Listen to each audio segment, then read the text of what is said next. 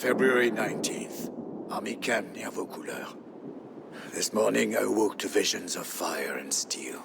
These nightmares come more often, now that I've seen my beloved France eaten away by years of war. I wandered through camp, ignoring the new snowfall, but observing the wounds and weariness of every soldier under my command. Observing the desperation in their eyes. It was then that I first saw the girl. She told us that her name was Joan.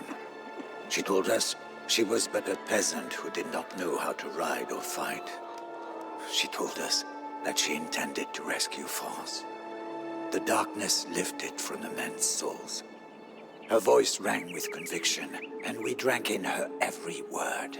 I may have lost my faith, but Joan has not lost hers, and that is enough for me. Joan has asked our ragged band of soldiers to take her to Chinon, where the rightful ruler of France, the Dauphin, hides from his foes. The war-torn land in between is infested with enemy marauders, and we will lose many men. Death is by now an old companion, but for Joan, we will face it again.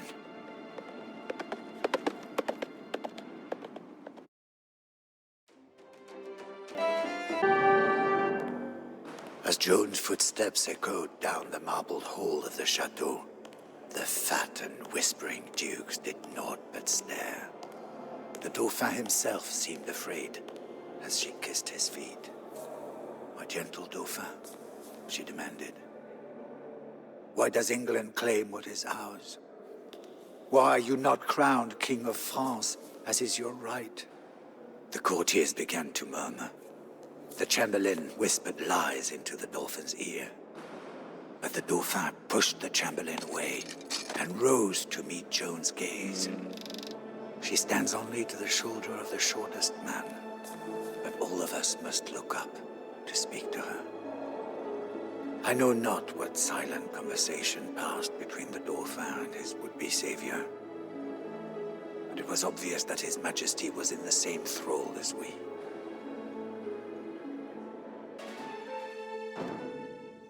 March 26th, Chinon. It is one thing for a band of dispirited soldiers to put their trust in a teenage girl. It is entirely another for that girl to be given command of the army of an entire nation. We were filled with pride when we heard the Dauphin's heralds pronounce Joan the Maid as commander of the army of France. So that she may look like a general, the Dauphin presented Joan with a great war horse and a suit of white armor. Joan instructed me to look for an ancient sword buried beneath the altar of a local church. I was skeptical, but not only did the man unearth a rusted blade, but we found that the sword had belonged to Charlemagne, grandfather of France. I shall not doubt her word again. Still visible on the hilt was the fleur-de-lis. Joan adopted the fleur-de-lis as her symbol and had it blazoned upon her battle standard. Wherever Joan goes, the standard goes also. It goes with us to Orléans. The city of Orléans is one of the finest in France, but it is under siege by our enemies, England and Burgundy. It is about to fall. This war has dragged on for 100 years, with precious few French victories. The people of Orléans need a savior. They will receive Joan of Arc. Joan prophesied that she would be wounded at Orléans. At the height of the battle, an arbalest bolt knocked her from her horse. We could not believe our misfortune. But as we carried Joan away from the carnage, the battle was won. Orléans was free. When we entered the city, the entire population cheered us on from windows, rooftops, and city streets. They fired artillery into the night sky and shouted aloud their nickname for Joan, La Pucelle, the Maid of Orléans.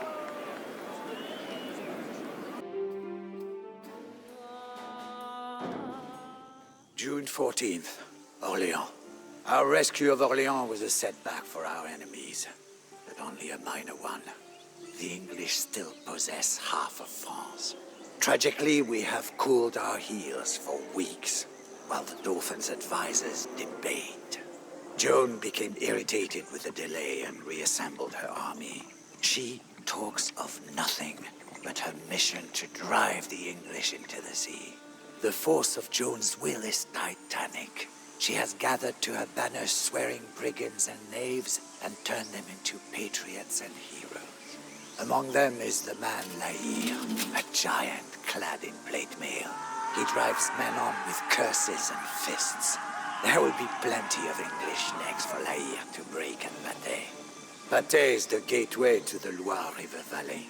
The English hold the Loire in a grip of steel, whilst a huge army under Sir John Fastolf devastates the countryside. Joan leads us to Maid to capture the English castles.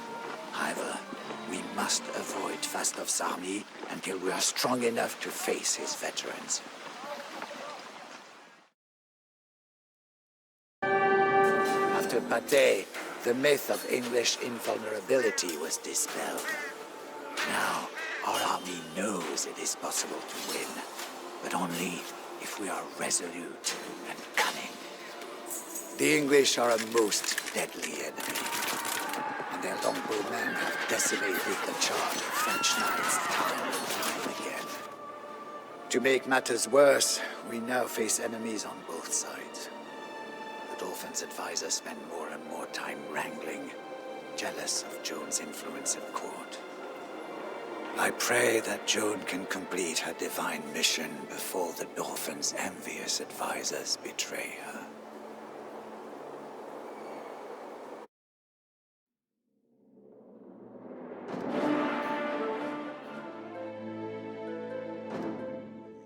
June 25th, Orléans. Dead France is returning to life.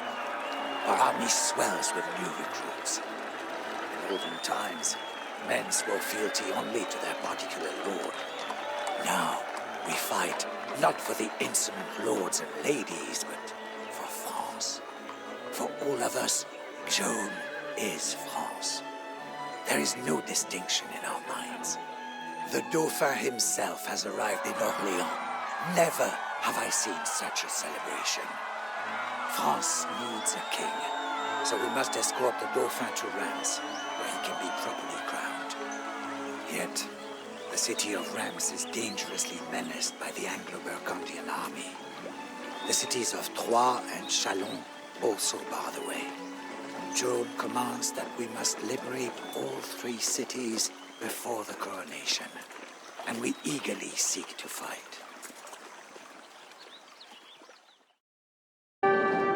As we rode into Reims, a sea of peasants and lords knelt before Joan. Some even knelt to kiss her horse's hoofprints. Cannon thundered, and 1,000 flags danced in the breeze. In the enormous palace, the Dauphin knelt before the Archbishop and rose as King of France. Prayers, anthems, and sermons filled the great chateau. Interspersed among perfumed dukes and ladies were tattered soldiers from our army, many still bearing wounds. Joan herself was at the king's side, as was her bedraggled battle standard.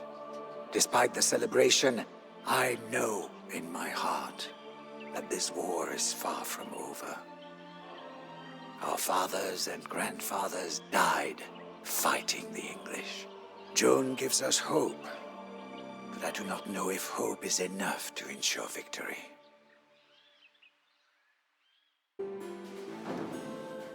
September 3rd, Reims. France has a king once more. However, as Joan gains influence with the people, jealousy grows within the court. The king's evil advisors now seek to destroy Joan. It is only a matter of time before they succeed in poisoning the king's mind. Joan must hurry to fulfill her mission. Paris, the jewel of France, has been under English tyranny for decades, and French patriots trapped within the city are eager to escape. are now marching on Paris, hoping that the reinforcements we have been promised will arrive in time. Tragedy. As the refugees fled into the chateau of Compiègne, Joan was trapped outside. Burgundian soldiers knocked her from her horse and paraded around with their prisoner. None of us can sleep knowing our precious Joan of Arc languishes in a Burgundian prison. The soldiers stare at the uncaring sky, condemning themselves for being unable to save her, for being unable to save France. Paris was the first major defeat ever dealt to our army. Had the king sent the promised reinforcements, we would have captured the city. Now it is France's darkest hour.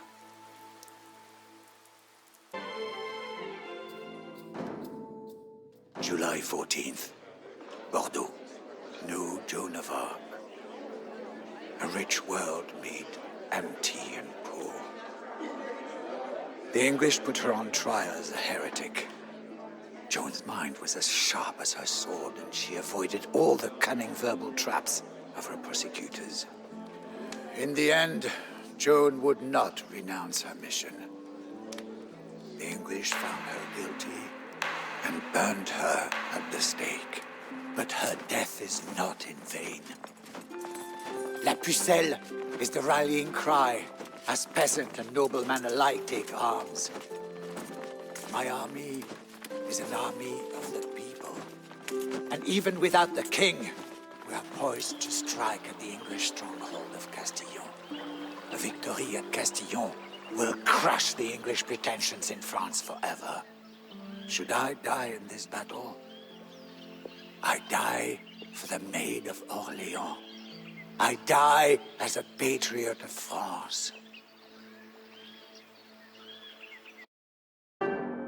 A century of English toil, blood, and victories was reversed in a little over a year by a teenage girl. 100 years war has ended. Even more importantly, Joan's acts ignited a sense of French nationalism. Peasants and nobles alike no longer belong to lords and kings, but to France herself. We will not let Joan be forgotten. Already, statues and stained glass portraits have been commissioned in hundreds of towns and cities throughout France. Her verdict of guilt was rightfully reversed, and I expect that Joan of Arc will soon be beatified as a saint.